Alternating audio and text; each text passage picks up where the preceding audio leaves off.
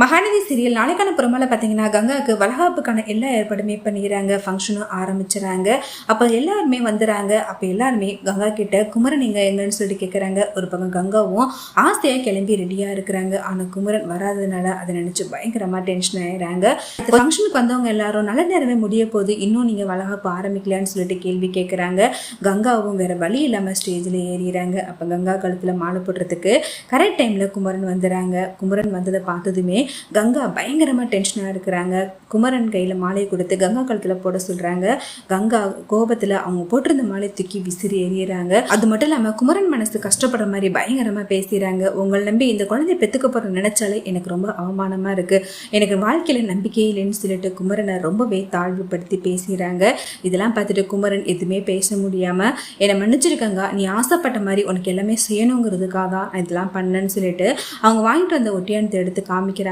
இதனால தான் நான் நைட்டும் பகலும் வேலை பார்த்தேன், அதனால தான் என்னால் கரெக்ட் டைமுக்கு வர முடியல அப்படிங்கிற விஷயத்தையும் சொல்கிறாங்க. இதை கேட்டதுமே கங்கா பயங்கரமாக துடிச்சு போயிடறாங்க. நம்ம மாமாவை பற்றி தப்பாக புரிஞ்சுட்டு இப்படி எல்லாரும் முன்னாடியும் அவரை அசிங்கப்படுத்தி பேசிட்டேன்னு நினச்சி ரொம்பவே தனி குனிஞ்சு போகிறாங்க.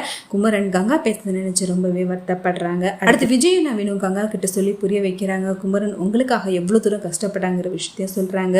அடுத்து கங்கா குமரன் கிட்ட மன்னிப்பு கேட்டு கதறி அழுகிறாங்க. தயவு செய்து என்னை மன்னிச்சிருங்க, இந்த உலகத்தில் இப்படிப்பட்ட புருஷன் எனக்கு மட்டும் தான் கிடைச்சிருப்பாரு, உங்களை போயிட்டு நான் தப்பா நினைச்சிட்டேன்னு சொல்லிட்டு குமரனை பத்தி பெருமையா பேசுறாங்க. ஆனா குமரன் கங்காவை பத்தி கேட்கிறாங்க. இந்த ஒட்டியானை மட்டும் வாங்கிட்டு வரலன்னா கண்டிப்பா நீ என்ன தப்பா தானே நினைச்சிருப்ப கங்கா அப்படின்னு சொல்றாங்க. இதை கேட்டதுமே கங்கா பதில் சொல்ல முடியாம அமைதியா நிக்கிறாங்க. ஒரு பக்கம் பசுபதி தன்னுடைய பையனை கடத்தி விஜய் பண்ணது எல்லாத்தையுமே நினைச்சு பாக்குறாங்க. அந்த விஜயை கண்டிப்பா உயிரோட விடக்கூடாதுன்னு சொல்லிட்டு அடுத்த பசுபதி அவங்க ஆளுங்களை வச்சு விஜய் பைக்ல போய்கிட்டு இருக்கும்போது பைக்ல காரை வச்சு இடிச்சுறாங்க. அப்ப பைக்கோட சேர்ந்து விஜய் கீழே விழுந்து விஜய்க்கு பயங்கரமா அடிபட்டுறது. விஜயை ஹாஸ்பிட்டலில் அட்மிட் பண்ணுறாங்க. இதை கேட்டு காவேரி குடும்பத்தில் எல்லாருமே துடிச்சு போயிட்டு ஹாஸ்பிட்டலுக்கு வந்து பார்க்குறாங்க. அப்போ தாத்தாவும் பாட்டியும் அங்கே வந்திருக்காங்க.